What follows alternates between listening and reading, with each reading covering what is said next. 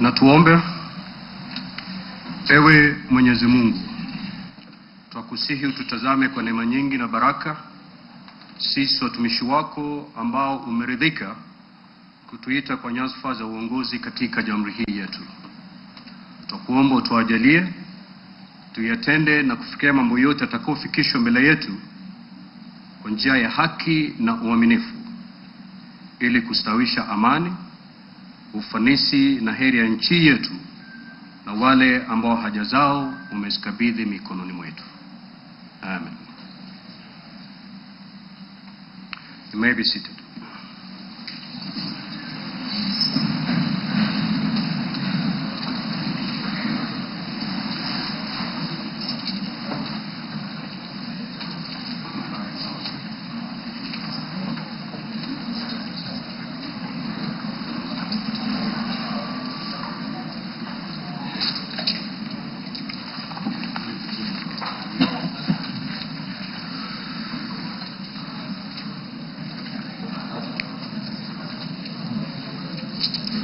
Order, Honorable Senators. Your Excellency, the Honorable Dr. William Samoei Ruto, CJH, President of the Republic of Kenya and Commander-in-Chief of the Defense Forces, the Right Honorable Dr. Moses Wetangula, EGH, MP, Speaker of the National Assembly, Honorable Members of Parliament, Article 132(1)(b) of the Constitution provides that the President shall address a special sitting of Parliament once every year and may address Parliament at any other time. Article 132(1)(c) of the Constitution further provides that the President shall, among others, once every year report in an address to the nation all the measures taken and the progress made or achieved in the realization of the national values referred to in Article 10 of the Constitution. In addition, Article 247 of the Constitution requires the President, in his capacity as the chairperson of the National Security Council, to report to Parliament annually on the state of the security of the country. In this regard, the Chief of Staff and Head of Public Service, via the letter reference EOP/1 Cab.26/4A Volume 7/1, dated the 3rd of September 2025, informed the Speakers of the Houses of Parliament of the intention of His Excellency the President to address Parliament. Consequently, and upon consultation, the address to Parliament by His Excellency the President was scheduled for today, Thursday 20th November 2025. Pursuant to Standing Order 25(2) of the Senate Standing Orders, I notify honorable senators of the place, date, and time of today's special sitting via Gazette Notice number 16/518, which was published in a special issue of the Kenya Gazette on Wednesday 12th of November 2025. Further, together with the Right Honorable Speaker of the National Assembly, we notified all members of Parliament and the general public of today's special sitting via notices placed in the Daily Nation and the Standard newspapers of Wednesday, 12th November 2025. Accordingly, honorable members, this special sitting is properly convened. I thank you.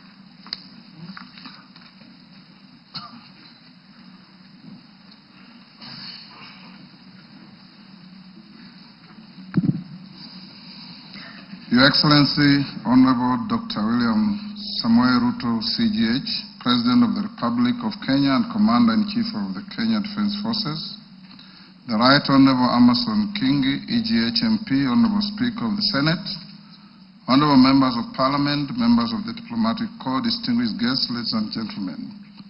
Article 1321(b) of the Constitution requires the President to address the nation once every year and at any other time. Further, Article 1321(c) of the Constitution requires the President to, once every year, report in an address to the nation on measures taken and progress achieved in the realization of our national values. Additionally, Article 1321C3 of the Constitution provides that the President shall submit a report for debate to the National Assembly on the progress made in fulfilling the international obligations of the Republic. In this regard, honorable members, by way of a message to the House, His Excellency the President conveyed his desire to address a special sitting of the Houses of Parliament today, 20th November 2025. Therefore, pursuant to the provisions of Standing Order 22 of the National Assembly Standing Orders, by Gazette Notice number 1651, which was published in the Kenya Gazette on 12th November 2025, and indeed as also notified to all members and the general public by way of newspaper notification published on 12th November 2025, I gave notice of this special sitting of Parliament to the members of the National Assembly. Accordingly, honorable members, this special sitting is properly convened. Your Excellency, honorable members, distinguished guests, ladies and gentlemen, it is the custom of Parliament to recognize invited guests seated in our galleries. I therefore wish to recognize the following guests who are seated in the Speaker's row. Her Excellency Rachel Ruto, First Lady of the Republic of Kenya, and other members of the First Family. His Excellency the Honorable Professor Kithure Kindiki, EGH, the Deputy President of the Republic of Kenya. The Honorable Musalia Mudavadi, EGH, the Prime Cabinet Secretary and Cabinet Secretary, Minister of Foreign Affairs and Diaspora Affairs. Your Excellency, honorable members, also present this afternoon is the Chief Justice and President of the Supreme Court, Honorable Lady Justice Martha Koome, EGH. She is accompanied by the Deputy Chief Justice and Vice President of the Supreme Court, Honorable Lady Justice Philomena Mwilu, EGH, Honorable Justice Daniel Musinga, CBS Presiding Judge, Court of Appeal, Honorable Justice Oscar Angote, MBS Presiding Judge of the Environment and Land Court, and Honorable Justice Brian Ongaya, EBS Judge of the Employment and Labor Relations Court. We are also honored to have in our midst the immediate former Speakers of the Houses of Parliament, the Honorable Francis Ole Kaparo, the Honorable Ekwe Ethro, and the Honorable Kenneth Lusaka, EGH, the Governor of Bungoma County, and Clerk Emeritus of the National Assembly, Ambassador Michael Sialai, CBS. Also in the gallery, we have the Chairperson of the Council of Governors, who is also the Governor of Wajir County, the Honorable Ahmed Abdullahi, and the Honorable Johnson Sakaja, Governor of Nairobi City County. May I also accord special recognition to all Cabinet Secretaries present and particularly acknowledge 5 of them who are former ranking members of the Houses of Parliament, namely Honorable Aden Duale, EGH, former leader of the majority party in the National Assembly, Honorable Kipchumba Murkomen, EGH, former Senate majority leader, Honorable John Badi, EGH, and Honorable Opio Wandai, EGH, both former leaders of the minority party in the National Assembly, and the Honorable Alice Wahome, EGH. If Honorable Mutai Kagwe is present, is also a former member of the House, I acknowledge him. I also acknowledge Principal Secretaries and members of the Diplomatic Corps, heads of constitutional commissions, and independent offices and state corporations present. You are all welcome to Parliament. Your Excellency, I wish to make a special welcome to Parliament and mention the Chief of the Kenya Defence Forces, General Daniel Kahariri, and the respective service commanders, the Inspector General of Police, and other leaders of our disciplined forces who are seated at the Speaker's row. Parliament deeply appreciates your outstanding contribution to the national defense, security, and distinguished service to our nation. To all invited guests, we say, Karibu Bunge. Your Excellency, honorable members, distinguished guests, ladies and gentlemen, I wish to draw your attention to the officer standing to the right of the chamber in green. He is the Chief Sergeant at Arms of the National Assembly, Mr. Aloisio Lekulo, OGW.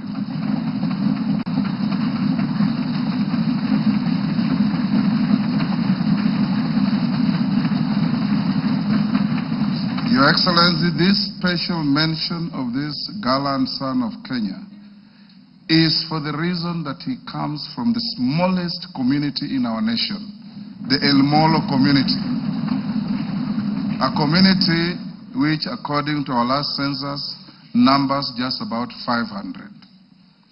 He has risen through the ranks as a high school teacher, as a DO, and competitively employed in Parliament in the year 2006 in the Sergeant's office, rising to become the Chief Sergeant at Arms. Today is his last day on duty, having served diligently in public service.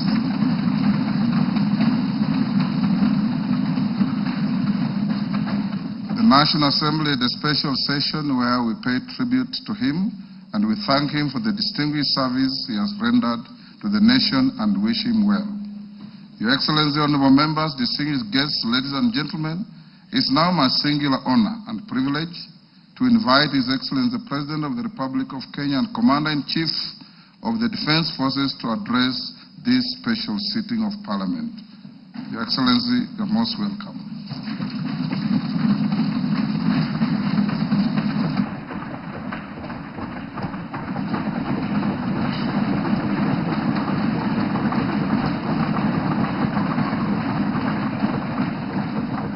Thank you very much.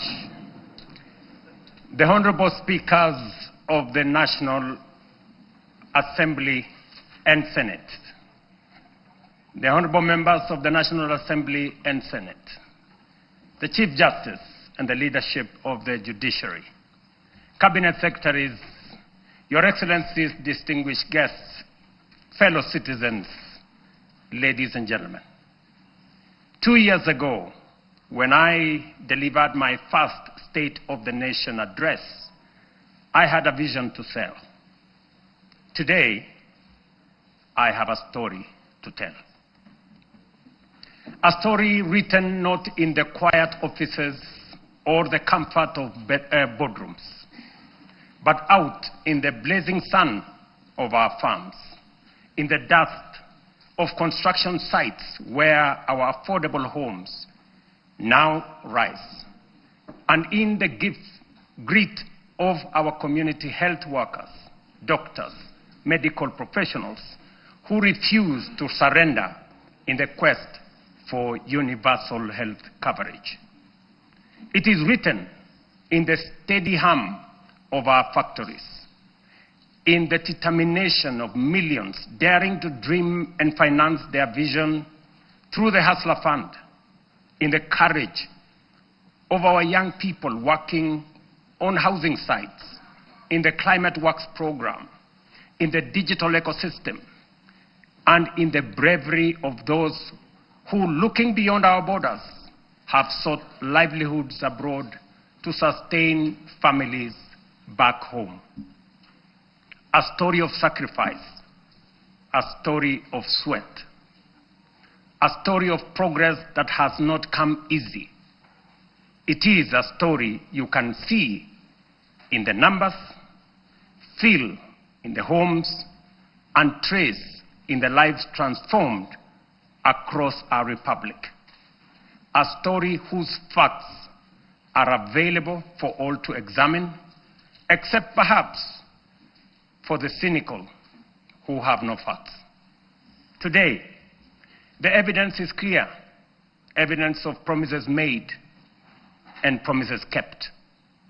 In just 3 years, we have built not monuments of words, but foundations of progress. And yet, even with these achievements, I am convinced that this is only but the beginning. Mr. Speaker, honorable members, as I prepared this address, I reflected deeply on the long road we have traveled as a nation. 62 years shaped by struggle, sacrifice, hardship, triumph, and milestones that have affirmed our spirit. From that reflection came one undeniable truth. We have made commendable progress, but Kenya still punches way below its true weight.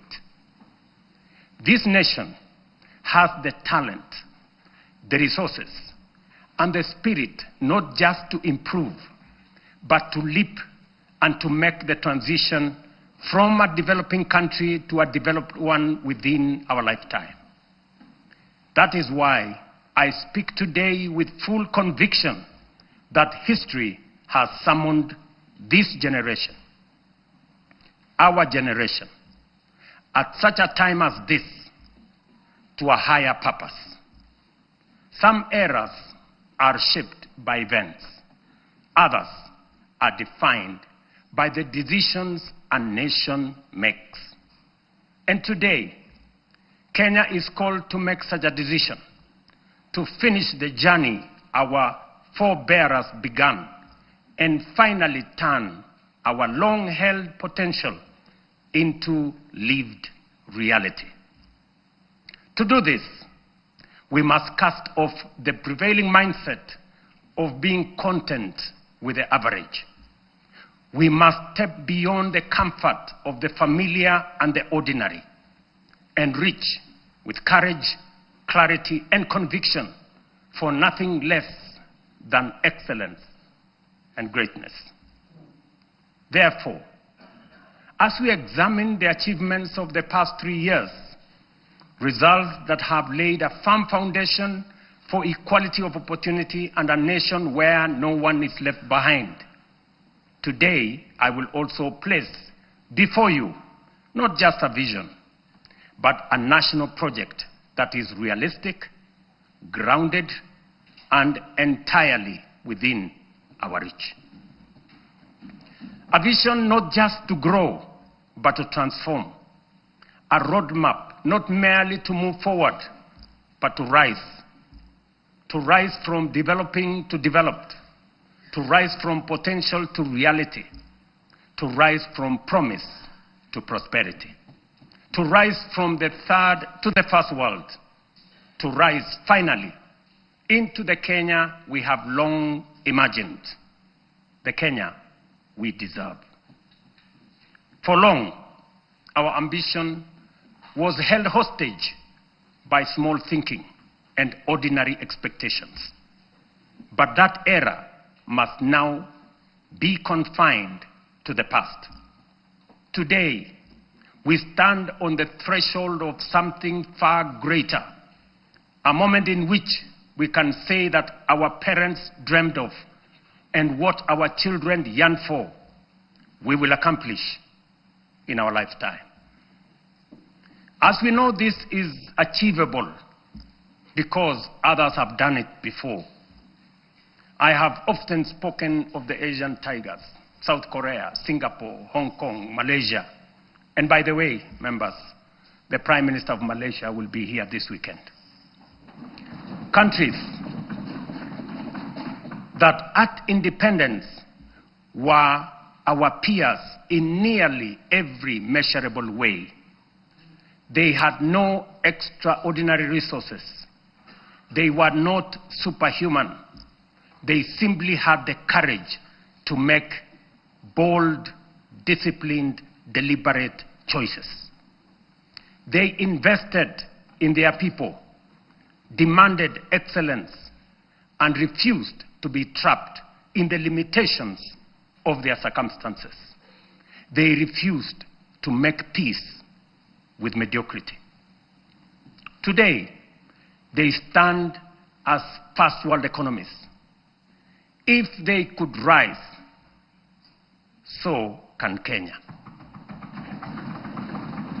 It can be done. Let me repeat. It can be done.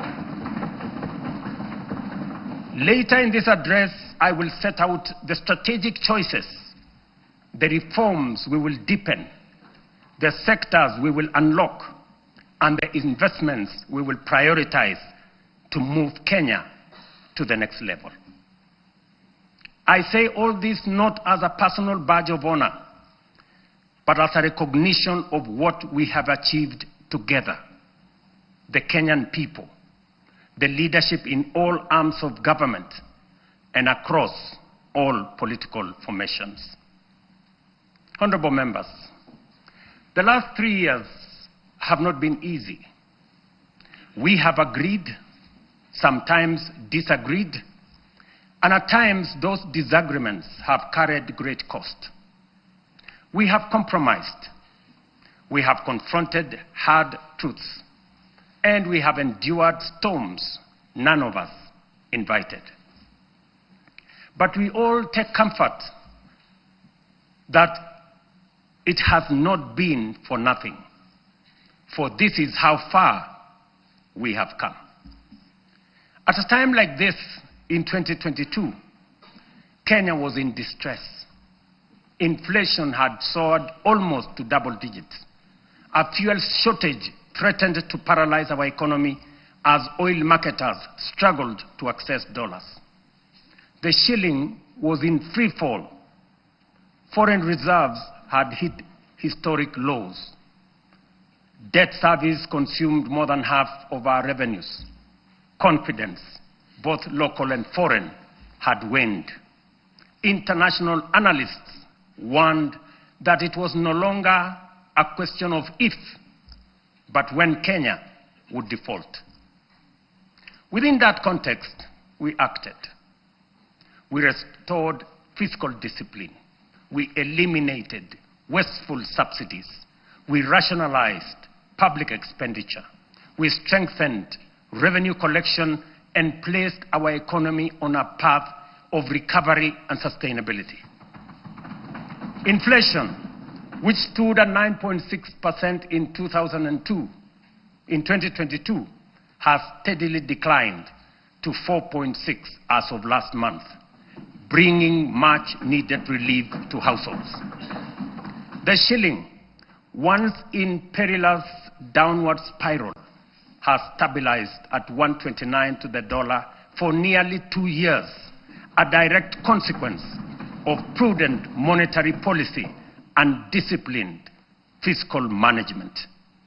Our successful Eurobond redemption signaled to the world that Kenya honors its obligations. 3 years ago, Kenya was ranked the 8th largest economy in Africa with a GDP of $115 billion. Today, our GDP has increased to $136 billion, moving us up to become the 6th largest economy on the continent, according to IMF. This steep rise, ladies and gentlemen, is not accidental. It is the product of deliberate choices, disciplined execution, and strategic reforms that have strengthened our economy and unlocked its potential. Our foreign reserves have surpassed $12 billion, the highest in independent Kenya. This has restored certainty, cushioned our economy from external shocks, and restored investor confidence. International markets have taken note. Just this week, 14 of the world's leading financial institutions, including Citigroup, JP Morgan, Standard Chartered, and Goldman Sachs, projected that Kenya's economy will expand by between 5 and 5.8% in 2026. This confidence is anchored in solid fundamentals: lower credit costs, rising exports, improved household spending driven by low inflation, and a broadly stable macroeconomic environment. Standard & Poor's has upgraded Kenya's sovereign credit rating from B- to a firm B, our first upward revision in many years, signaling renewed international confidence. This upgrade lowers our risk profile, attracts more investment, and reduces borrowing costs for both government and the private sector. Fellow citizens, our foreign direct investment has more than tripled from US dollars 463, or about 60 billion shillings in 2021, to US dollars 1.5 billion, almost 195 billion Kenya shillings in 2024. In the last 36 months, over 300 new businesses, including 500 foreign companies, have registered and set up shop in Kenya, reflecting renewed confidence and improved ease of doing business. The Nairobi Securities Exchange has recorded a powerful resurgence, now recognized as one of the best performing emerging markets globally. Since January 2025, investor wealth has grown by over 1 trillion shillings, driven by a broad share price rally that has re-established the Nairobi Securities Exchange as a premier asset class. The NSE is on track for its strongest performance in over a decade, building on last year's remarkable gains. This renewed vibrancy is a clear vote of confidence in Kenya's direction and in the reforms we have undertaken. In short, Mr. Speaker, honorable members, the world's most respected economic assessors and market sentiment are affirming that what we already know, that our economy is strengthening, our prospects are brightening, and confidence in Kenya is rising. Our critics, the high priests of eternal pessimism, who criticize without responsibility and tear down without offering alternatives, will want you to believe that our economy is going in the wrong direction. But while everyone may speak their mind, and that is the beauty of our democracy, no one is entitled to manufacture self-serving falsehoods and traffic them as facts. And facts are exactly what I present here today: clear, verifiable, and indisputable. Mr. Speaker, one of the greatest contributors to the high cost of living is the cost of food. Kenyans in 2022 marched with empty sufurias, a stark symbol of frustration and unbearable cost of basic commodities. From the very outset, we made an intentional and strategic decision to subsidize production and not consumption. We understood that lasting relief would not come from temporary subsidies and price controls, but from strengthening the foundations of agricultural production. We also recognized that agriculture is not merely another sector of our economy. It is the lifeline of our nation. If we were to secure households, stabilize prices, create jobs, expand industry, and spur exports, agriculture had to be the fulcrum of our transformational agenda. To organize the sector and improve service delivery, we launched an integrated digital platform to register farmers. In 2022, fewer than 300,000 farmers were on record. Today, over 7.1 million farmers are registered on the Kenya Integrated Agricultural Management Information System, giving us visibility to design scientific targeted interventions and eliminate extortionists, getaway brokers, and drive out cartels and middlemen. This has enabled us to implement the fertilizer subsidy program at scale. To date, over 21 million bags of affordable fertilizer have been distributed, reducing the price by nearly 2/3 and saving farmers Kenya shillings 105 billion so far. This year alone, we delivered 7 million bags of fertilizer and 35 million kilos of certified seed. And next year in 2026, we plan to distribute 12.5 million bags across all the 1,450 wards, ensuring every farmer has access to affordable inputs. The impact has been phenomenal. Productivity in all our agricultural sectors has gone up. National maize harvests have risen from 44 million bags in 2022 to 67 million bags in 2024, setting the stage for a historic harvest this year of 70 million bags. The results are visible in markets and homes. The price of a 2-kilogram packet of flour has fallen from what it was 250 in 2022 to as low as 130 today. For millions of households, this is meaningful daily relief. The transformation across our value chains is equally compelling. Tea production has grown, with earnings rising from Kenya shillings 138 billion in 2022 to Kenya shillings 215 billion in 2024, a 56% increase. The coffee sector, once on the brink of collapse, is roaring back. Nearly 50,000 seedlings have been distributed. Earnings have risen from an average of Kenya shillings 70 per kilo to now between 120 and 150 shillings per kilo. We are on track to increase exports from 48,000 metric tons to 60,000 metric tons this year, and projected to reach 150 million tons in 3 years' time.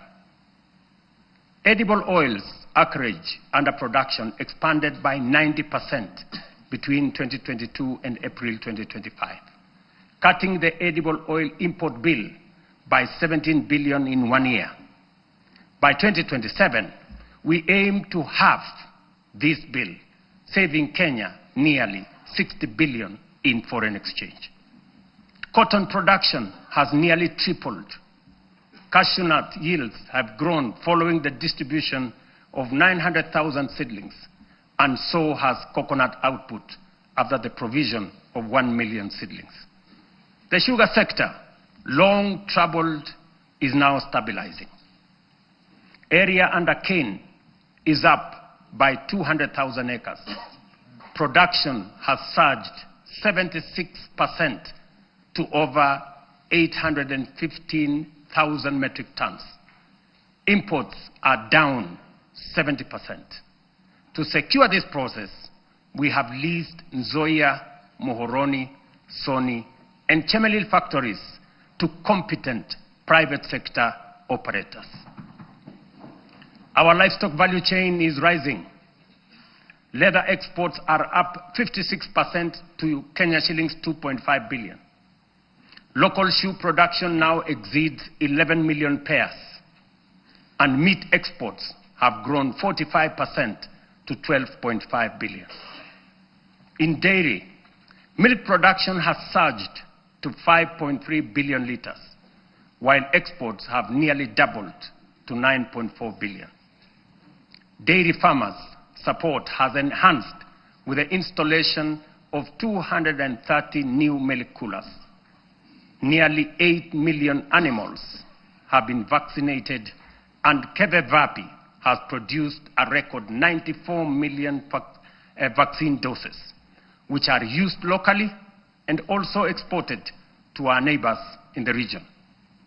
We have reduced the cost of sex semen from 8,000 shillings per dose to 1,000 for our dairy farmers. The outcome of these reforms is unmistakable. We have enhanced food security, raised farmer incomes, driven agro-industrialization, and expanded Kenya's export footprint. This is the transformation we promised, now unfolding across our nation, fulfilling the national values and principles of governance, particularly sustainable development, as required under Article 10 of our Constitution. It is in accordance with this constitutional duty that I report to this House today.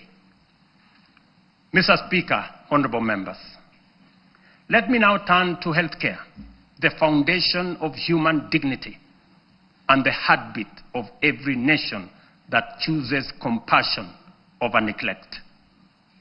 Over the last 3 years, we have undertaken the most ambitious transformation of health systems since independence. Reforms rooted in equity, powered by innovation, and guided by a simple conviction that every Kenyan, wherever they live and whatever their means, deserves equal care. 27 million Kenyans are now registered in SHA, more than triple the number ever reached by the former NHIF. This is a demonstration that leaving no one behind was and is not a slogan. It is a promise on course to fulfillment. Additionally, more than 10,000 health facilities across the country have signed in to serve under this new system. But, honorable members, real health care begins long before patients reach a hospital. That is why, in September 2023, we deployed 107,000 community health promoters, the largest primary health workforce in our history, trained, equipped, and present in every ward in all our 47 counties. Their impact has been extraordinary. Consider 3 statistics. 8.9 million households have so far been visited. 9.9 million diabetes screenings have been done with 134,000 cases diagnosed. 6.5 million hypertension screenings have been conducted with 305,000 cases confirmed. Millions of lives have been touched and thousands saved. This is what equity looks like. This is the meaning of universal health care. This is leaving no Kenyan behind indeed. Behind these numbers stand the community health promoters, quiet, devoted, tireless, heroes of this new era. Today, we honor them. We thank them. To them, we say Kenya is healthier because of you. Mr. Speaker, when I promised that those unable to pay would be supported by government under UHC, the cynics scoffed as usual. Today, we are paying premiums for 2.3 million vulnerable Kenyans, including orphans, widows, the elderly, and those without income, because for them, healthcare is not a privilege. And I must commend members of this august House who have stepped in to support vulnerable families in this gesture. We are also modernizing hospital equipment through the National Equipment Project Service Project, replacing the old MES model that burdened counties with heavy upfront costs. Under the new fee-for-service system, private partners install, maintain, and run state-of-the-art equipment, and public facilities pay only when they use them. We have overhauled KEMSA to end the chronic crisis of drug shortages, raising medicine availability, from 48% to 68%, and to a projected 90% by the end of this year and 100% by March next year. This is more than healthcare reform. It is a long-deferred promise finally taking shape. A Kenya where every citizen can face tomorrow with confidence, knowing their nation will stand with them in their hour of need. It fulfills our national values of dignity and equity as stated in Article 10 of the Constitution. In the same spirit, the government is strengthening financial protection for Kenyans under cancer treatment. Social Health Authority will enhance the cancer benefits package from the current 550,000 shillings to Kenya shillings 800,000, effective December 1. This enhancement responds to the rising cost of sustained cancer care and ensures that patients can access quality, uninterrupted treatment without facing financial hardship.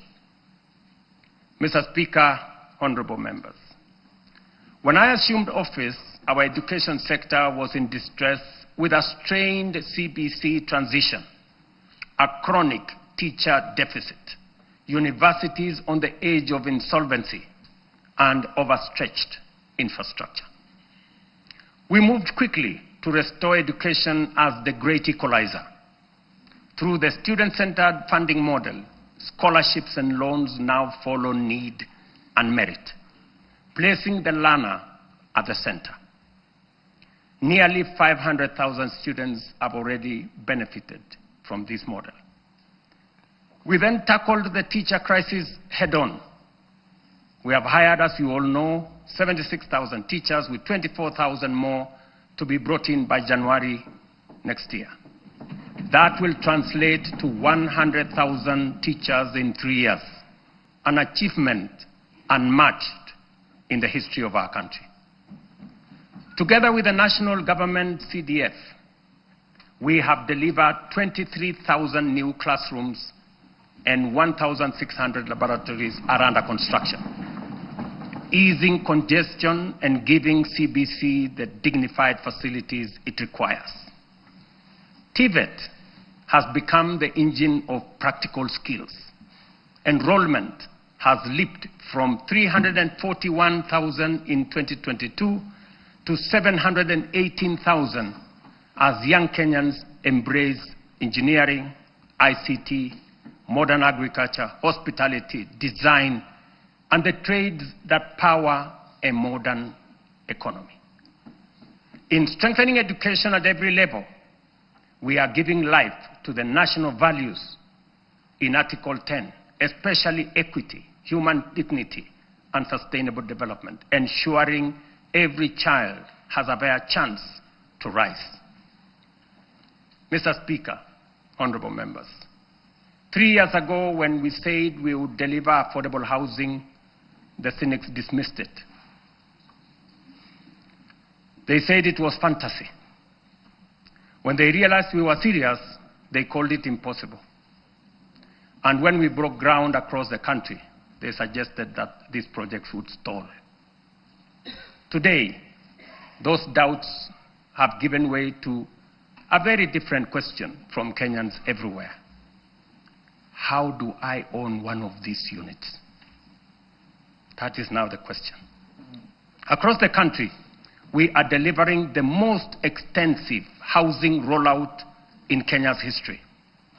230,000 affordable homes. And we meet student needs. 178,000 beds have been packaged for universities, TVETs, KMTCs, with 74,000 already under construction, transforming a sector where fewer than 10% once had decent accommodation.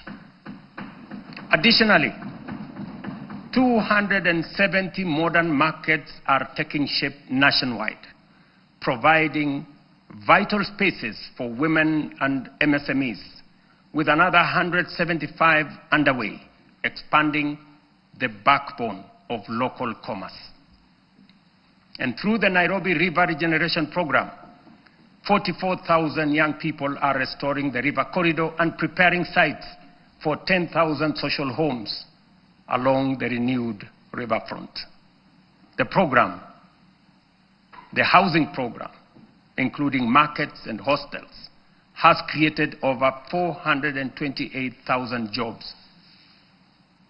Jobs that include architects, engineers, plumbers, electricians, carpenters, masons, steel workers, transporters, and thousands of MSMEs in fittings, fabrication, and interior design work.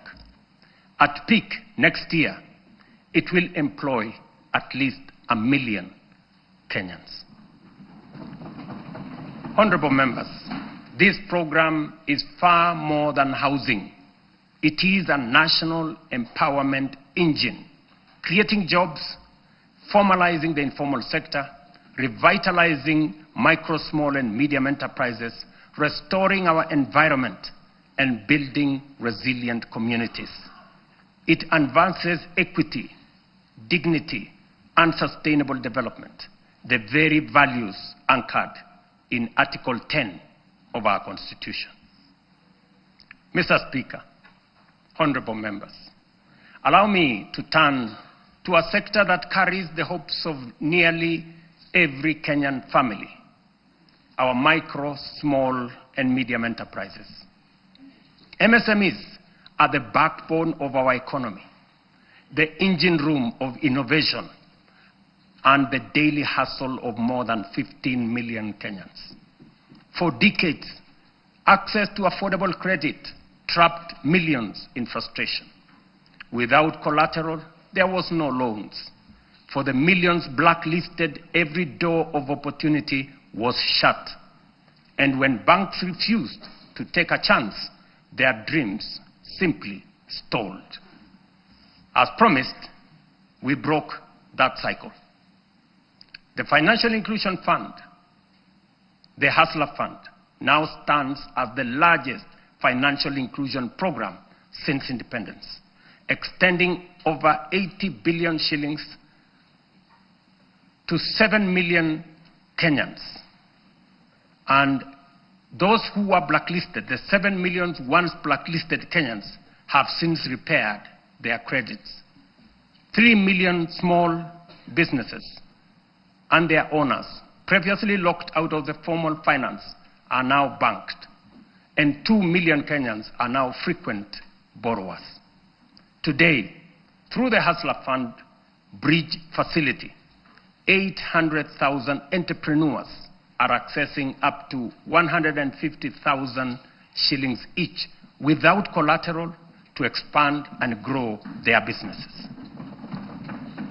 But, honorable members, credit alone is not enough. Many young people do not lack ideas. They lack opportunity. That is why we launched Nyota, the National Youth Opportunities and Transformation Agenda, one of the most ambitious youth empowerment programs in our history. Over the next 5 years, Nyota will uplift 820,000 unemployed young people through apprenticeship, recognition of prior learning, entrepreneurship grants, digital skills training, and support savings.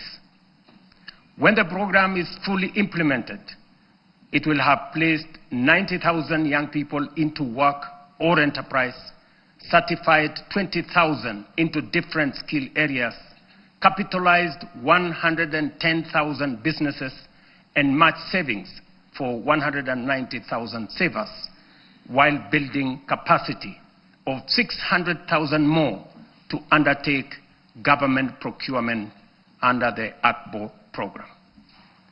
Ladies and gentlemen, over the past 3 years, our digital transformation agenda has become one of the most powerful engines of renewal. A quiet revolution changing how Kenyans live, how they work, learn, or do business.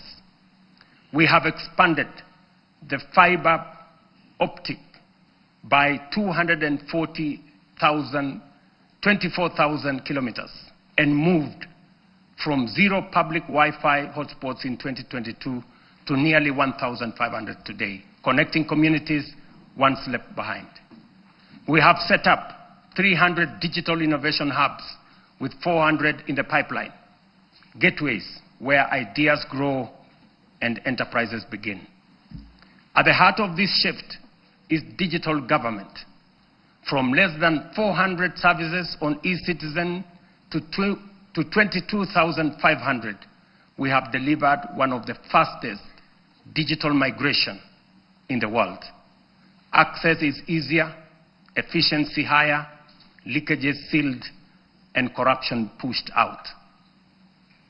And as our young people are driving it, nearly 2 million have been trained in digital skills, and 300,000 now earn a living online through Ajira, Jitume, and our expanding business process outsourcing sector. Mr. Speaker, having set out the work of the last 3 years, it would be easy, almost comfortable, to pause, congratulate ourselves, and settle into the warmth of modest progress. But comfort is how nations stall. It is how Kenya once slowed while the Asian tigers raced ahead. We cannot allow that. We will not allow that. And we must not allow it. Because this moment demands more of us. More courage, more ambition, and a refusal to settle for the ordinary. As I said earlier, we often speak of the Asian tigers with a reference that makes their rise seem like a miracle from a distant world. We marvel at how they journeyed from poverty to industrial powerhouses, from aid recipients to exporters of world-class goods.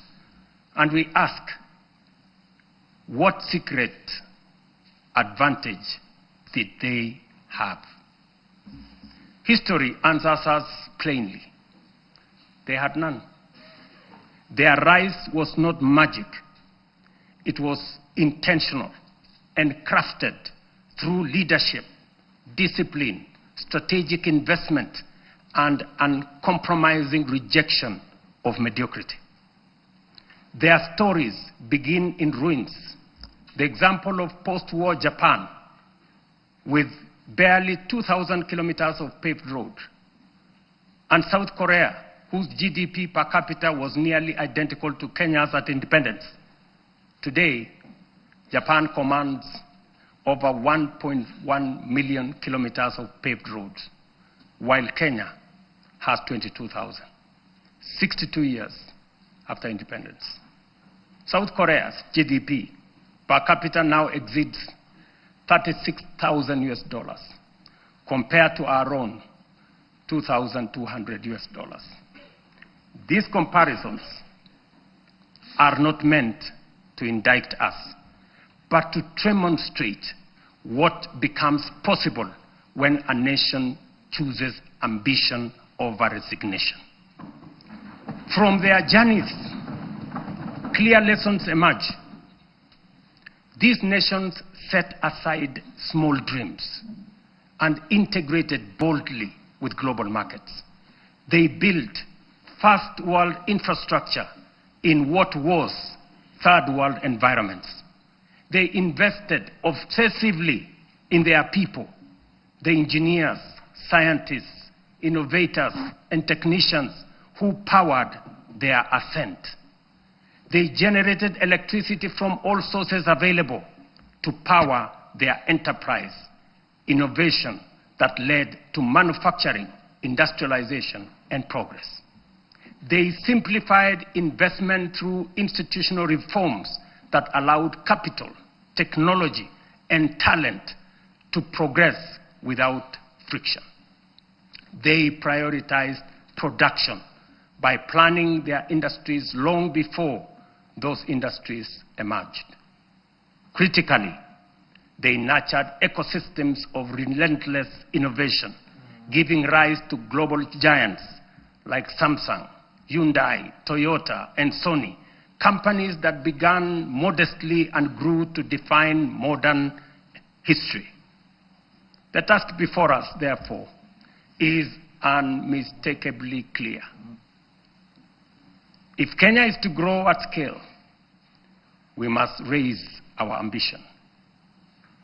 It is for this reason, Mr. Speaker and honorable members, that under my leadership, we are raising the bar of national ambition.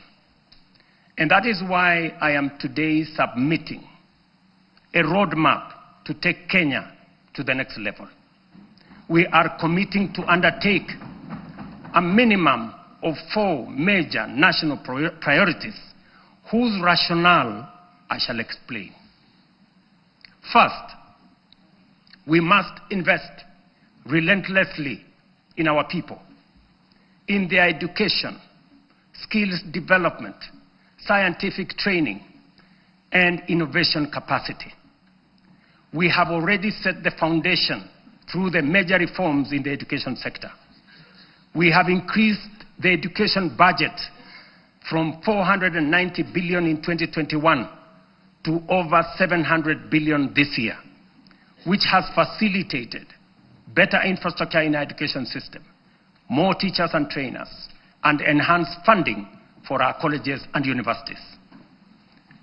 I have reorganized government departments to establish a dedicated State Department for Science, Research, and Innovation to support the urgent need to scale up STEM courses in our education system, strengthen innovation, promote research, and create a pool of high-level professionals in engineering and science.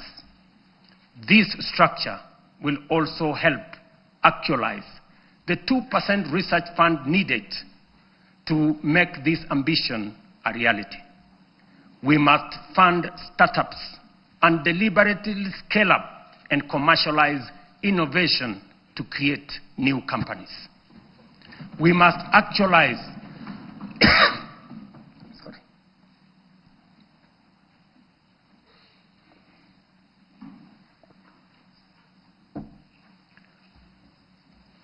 We must actualize the National Research Fund, moving from the current 0.8% of GDP to 2% of GDP. This leaves us with a shortfall today of 180 billion. Progressively, we should grow the fund to 1 trillion over the next 10 years. We will mobilize domestic public resources, private investment, venture capital, and other private sector financing to drive this effort, because no nation rises above the abilities of its citizens. Let me repeat that. Gentlemen and ladies, no nation rises above the abilities of its citizens. And we must promote a culture of enterprise so that Kenyan companies can cross borders. The example of Safaricom's M-Pesa, growing from a local solution into a global financial platform, serving more than 70 million customers in 170 countries today. This demonstrates the possibilities we can unlock. Secondly, we must turn around our economy from a net importer to a net exporter of products, goods, and services. The most urgent being imports of food products that cost us 500 billion shillings every year. Just imagine. We are importing maize, wheat, rice, edible oil, to Kenya at a cost of 500 billion shillings every year. As I mentioned earlier, we have already made interventions to reduce imports of maize, sugar, edible oils, rice, wheat, but our efforts are undermined by the natural limits of rain-fed agriculture. We can no longer allow the clouds to determine whether our people eat or not. we are able to produce enough for domestic consumption and exports. Expanded modern irrigation is now necessity and the only path forward. We are endowed, ladies and gentlemen, honorable members, with arable land, yet we all know only 15% of Kenya can support rain-fed agriculture. And this limited area is what we have relied on to feed the entire nation. While 85% of Kenya does not receive sufficient rainfall, if we harvested and stored rainwater, we can bring vast arable lands in these arid and semi-arid regions into productive use. With the dams, we can transform our arid and semi-arid areas into hubs of agricultural production, even in the absence of rainfall. We must never give up on the potential of these regions simply because they receive little rain. And we must never confuse the lack of rain with the lack of water. This is why we must build at least 50 mega dams nationwide, alongside 200 additional medium and small dams and thousands of micro dams to collect and store water, not only to secure our food supply, but to bring at least 2.5 million additional acres under irrigation within the next 5 to 7 years. Therefore, the commitment to harvest and store water is not simply about food and water security. It is a strategic, nation-shaping investment, one that underpins our aspiration to be a net exporter of agricultural products, underpins economic independence, rural prosperity, and sustainable development. The Ministry of Water and Sanitation and Irrigation, alongside all relevant agencies, have already mapped out precise locations of these dams. These projects span the breadth of our republic. Sorry. From the High Grand Falls, a mega dam on River Dawa in Mandera, Isiolo, Basalinga Dam, Yata in Machakos, Singli Canal in Garissa, Soin Koru in Kisumu, Rumuruti in Laikipia, Thochi in Embu and Tharaka, Lowat in Turkana, Mahoya Dam, Stadling, Nyeri and Kirinyaga, Narosra in Narok, Aror in Elgeyo Marakwet. Others include Ndarugu in Kiambu, Kokwanyo in Homa Bay, Rare in Kilifi, Tongaren in Bungoma, and many more strategic sites nationwide. Mr. Speaker, expanded irrigation will also supply the volumes, consistency, and quality of raw materials required for our next economic frontier, which is agro-industrialization. Irrigation will produce the raw materials, and our SEZs, EPZs, and county aggregation and industrial parks will convert them into high-value products for national, regional, and global markets. Honorable members, energy is the lifeblood of any modern economy. No nation has developed without abundant, reliable, and affordable power. This is our third national priority. Although we have an installed capacity of 3,300 megawatts, the intermittence of solar and wind means our farm capacity is only 2,300 megawatts, far below what the Kenya of the present, let alone tomorrow, will require. To drive domestic electrification, industrial manufacturing, e-mobility, green industrialization, digital expansion, and a technology-enabled future, we must dramatically expand power generation. Kenya is blessed with diverse, largely underexploited renewable sources, including geothermal, solar, hydro, wind, and nuclear. To undertake large-scale value addition, agro-processing, manufacturing and industrialization, sufficient, affordable, and reliable energy is a top imperative. Modern technologies such as data centers and artificial intelligence require large-scale energy supply. To modernize our economy, leverage on technology to create new opportunities and to turn our agriculture and natural resources into products, manufacturing and industrialization consume many megawatts of energy. As a result, we have to generate an additional 10,000 megawatts in the next 7 years so as to move our country to the next level and undertake the transition necessary for our growth. Our fourth national priority is transport and logistics. As the region's economic and diplomatic hub, home to the United Nations' largest office and only office in the Global South, and the sixth largest economy in Africa, Kenya must maintain world-class seaports, airports, highways, and digital corridors. Efficient transport and logistics are the backbone of our competitiveness.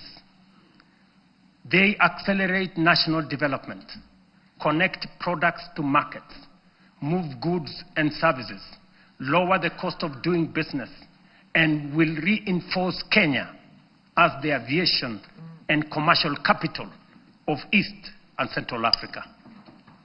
History teaches us that nations rise on the strength of transport and logistics. Japan's post-war revival, enabled by strategic road expansion, is a clear example. From only 2,000 kilometers of road, they constructed over 1 million kilometers of paved road in 7 decades. We in Kenya, you know, we have only constructed 22,000 kilometers over a relatively similar period. To scale up, ladies and gentlemen, honorable members, our transport and logistics program, the Ministry of Roads and Transport have already mapped out a comprehensive network of 2,500 kilometers of highway for dualing and 28,000 kilometers of road to be tarmacked over the next 10 years. We will onboard private-public partnership in the modernization of Jomo Kenyatta International Airport, Mombasa and Lamu Airport, and sort out the challenges facing Kenya Airways by next year. This work is already in progress. Next week, I will launch the dualing of the 170-kilometer Rironi-Naivasha-Nakuru-Mau Summit Road. On the same day, I will break ground on the dualing of the 58-kilometer Rironi-Mai-Mahiu-Naivasha road.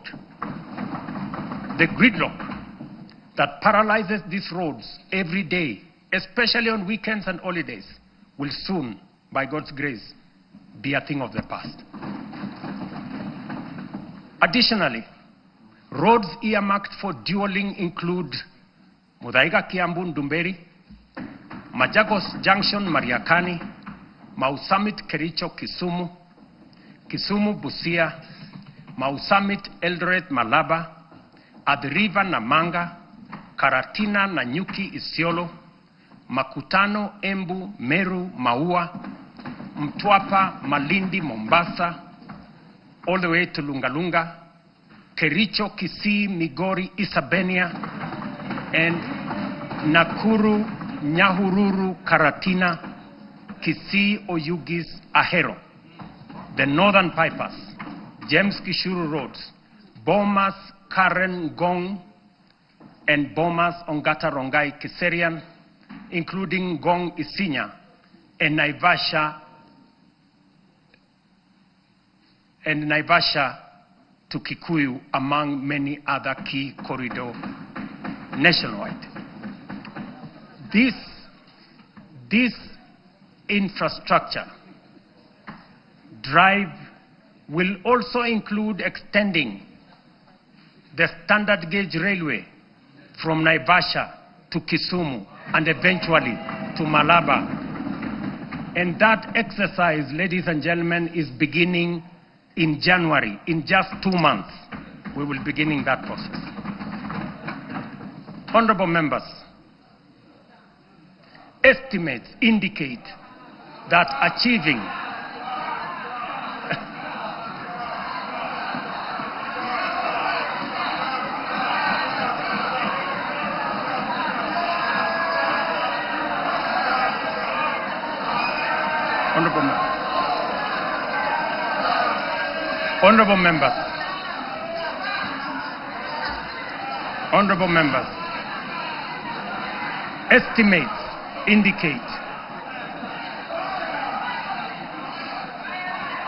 Honorable members,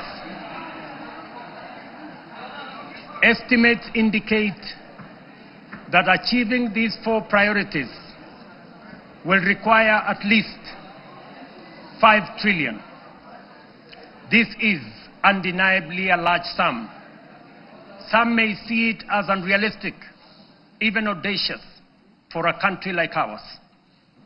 But allow me to recall President John F. Kennedy's words in 1962 as he rallied America to reach the moon. And this is what he said, and I quote, "We choose to go to the moon in this decade and do the other things, not because they are easy, but because they are hard. Because that challenge is one we are willing to accept, one we are unwilling to postpone." These 4 projects are our national imperatives, commitments we must embrace without hesitation, not because they are easy, not because they are cheap, but because they are absolutely necessary, because they are worthy of our time. This is the assignment of our generation. This is the purpose for this administration and this parliament, the 13th parliament. And this is the moment we must rise up to. Which brings us to the next question. Given our fiscal constraints, how shall we finance these transformative projects and do so sustainably? The answer, ladies and gentlemen, lies in 2 key financing vehicles: the National Infrastructure Fund and the Sovereign Wealth Fund.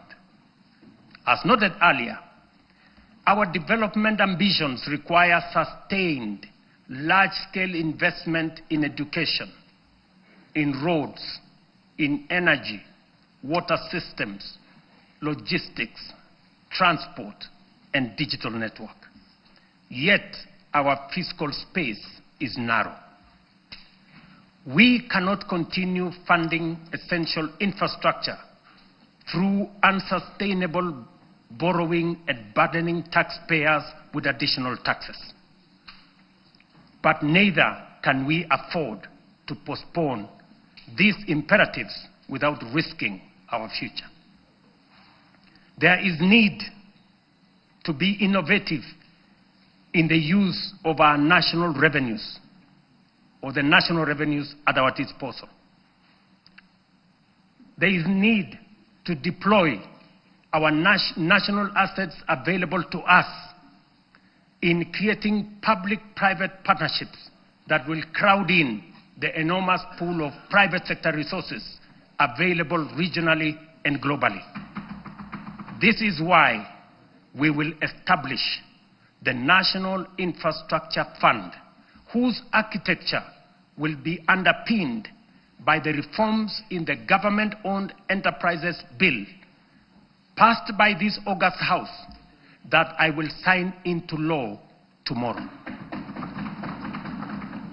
This fund is the strategic solution that will provide a framework to innovatively scale up our resources to match our ambition.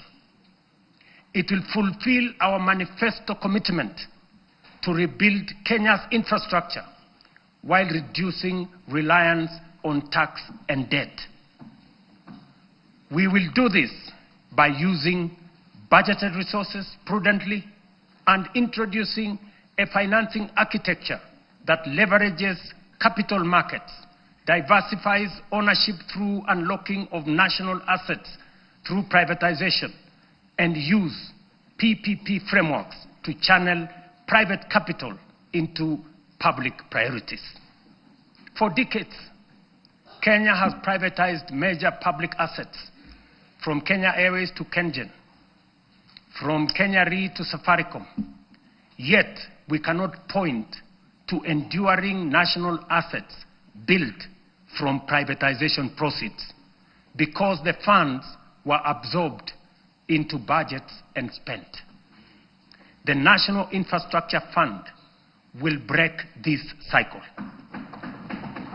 All proceeds from privatization will be ring-fenced, preserved, and reinvested into new infrastructure and wealth-creating assets. When ownership shifts to the private sector for efficiency, the benefits to the public will not diminish, they will multiply. For every shilling invested from privatization proceeds, we aim to attract 10 shillings from long-term investors drawn from pension funds, sovereign partners, private equity, and development finance institutions. This multiplier will allow us to build critical infrastructure without adding to tax or debt burden. This model is proven.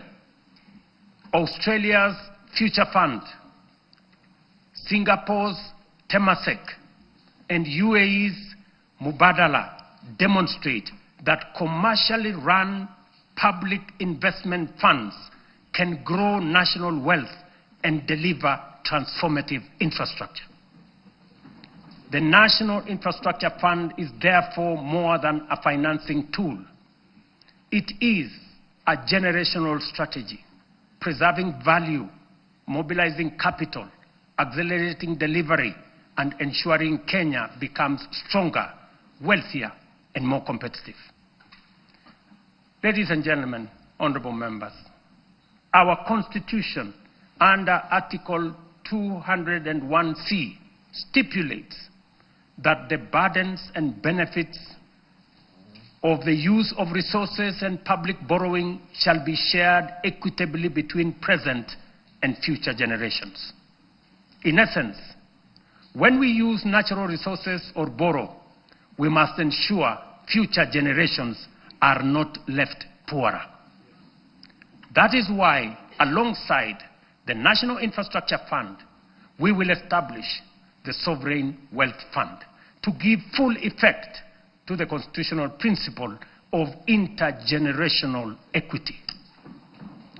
A portion of all royalties from natural resources and a portion of proceeds from privatization of national assets will be invested in the fund. This fund will rest on 3 pillars. Number 1, savings, to be invested for the future, as countries like Norway, Kuwait, Saudi Arabia have done with trillion-dollar funds. Number 2, stabilization, a buffer against global shocks, including commodity volatilities, pandemics, and geopolitical disruptions to ensure fiscal stability. And number 3, infrastructure.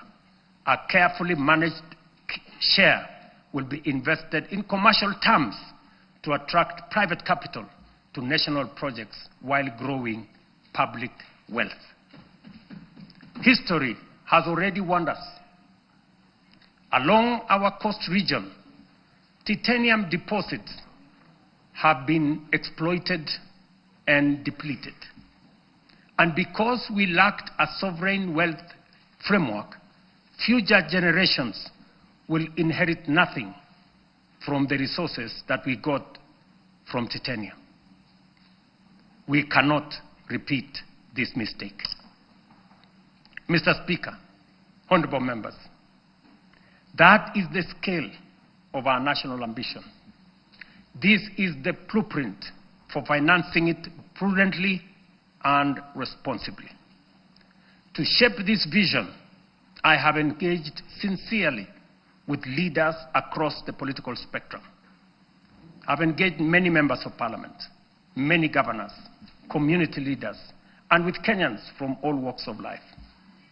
I discussed this vision with the late Right Honorable Raila Amolo Odinga in the presence of Professor Anyang' Nyong'o, who reminded me that no nation has industrialized without roads, energy, and food security. I have engaged former President Uhuru Kenyatta, who emphasized the necessity of scaling up infrastructure investments.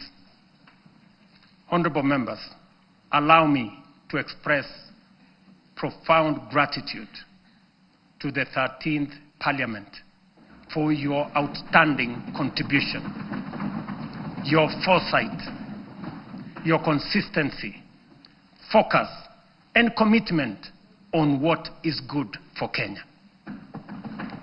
The progress made in the last 3 years would not have been possible without your legislative agility, principled oversight, and commitment to national interest. When the history of this generation is written, this House, the 13th Parliament, will occupy a full and proud chapter. Your decisions are recorded not only in debates or statutes, but in the lives lived, progress of every Kenyan that has been achieved. For this, I extend my deepest gratitude and appreciation. I also extend heartfelt thanks to hard-working Kenyans who have diligently fulfilled their civic duty to the nation, giving life to the constitutional values of equity, social justice, and sustainable development. You Kenyans have shouldered the weight of nation building. Future generations will feel the impact of your sacrifice, and they will honor you as the generation that helped change the trajectory of our republic. As I conclude, I reiterate that those of us in leadership must bear in mind one critical lesson. Leaders are not ultimately judged by the vision they carry, or the statements they make, or the mantra they repeat. They are judged by the actions they take, the values they generate, the difference they make, and the impact they leave in the lives of the people. Mr. Speaker, honorable members, let history record that this generation refused to be timid, that we chose ambition over fear, action over excuses, and progress over false comfort of low expectation. Let it be said that when Kenya stood at crossroads, we reached for the higher path. The work ahead is formidable, but so is the Kenyan spirit. This is our moment to lift Kenya to the next frontier. This is our moment to shape a nation worthy of its promise. This is our moment to rise.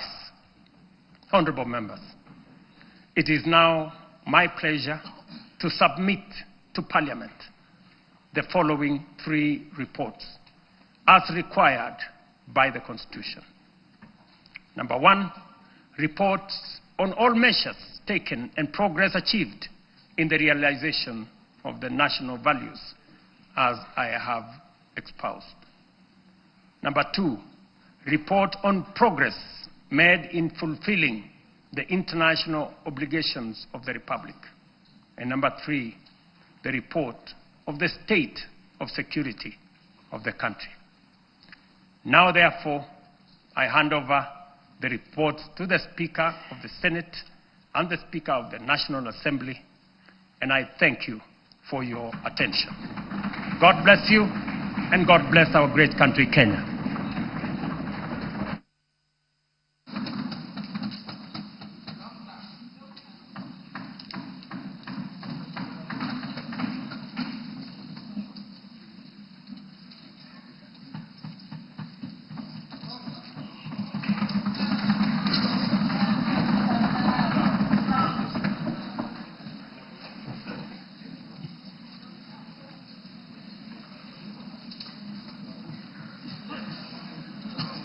Honorable members, let us be up standing.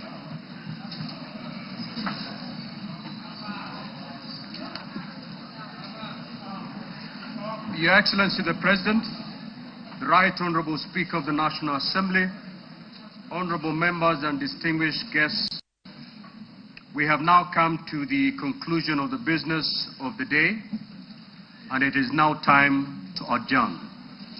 The Senate stands adjourned until Tuesday, the 25th of November 2025 at 2:30 p.m. in the Senate chamber. Thank you. Your Excellency the President, Right Honorable Speaker of the Senate, honorable members of the National Assembly, the National Assembly now stands adjourned until Tuesday, 25th November 2025 at 2:30 p.m. May I take this opportunity to invite all honorable members and our guests to a reception at the Parliament courtyard. May I also request all honorable members and our guests to remain standing in your places until the procession of His Excellency the President and the speakers leave the chamber. I thank you.